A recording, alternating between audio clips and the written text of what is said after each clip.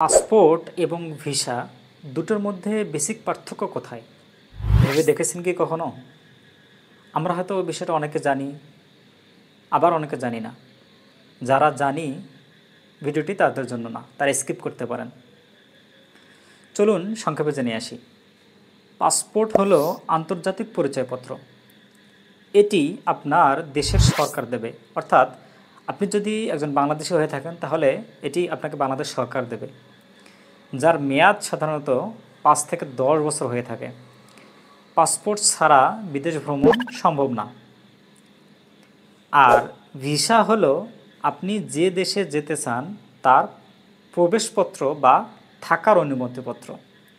এটি যে দেশে যাবেন সেই দেশের দূতাবাস দেয়। এর মেয়াদ ভিসার ধরন অনুযায়ী কয়েক দিন থেকে কয়েক বছর হতে পারে। চলুন একটা উদাহরণ দিয়ে বোঝার চেষ্টা করি। ধরেন আপনি দুবাই যেতে চান, তাহলে প্রথমেই আপনাকে যে কাজটি করতে হবে, বাংলাদেশ সরকার কর্তৃক একটি পরিচয়পত্র নিতে হবে। সেটাকে বলছি আমরা পাসপোর্ট। এবার দুবাই যাওয়ার জন্য আপনাকে বাংলাদেশে অবস্থিত দুবাই দূতাবাস থেকে অনুমতিপত্র নিতে হবে। এটাকে বলছি আমরা ভিসা। সংক্ষেপে যদি বলি, পাসপোর্ট আপনার আন্তর্জাতিক পরিচয়পত্র, যে পরিচয়পত্র দিয়ে আপনি অন্য দেশে অর্থাৎ বিদেশে যেতে পারবেন।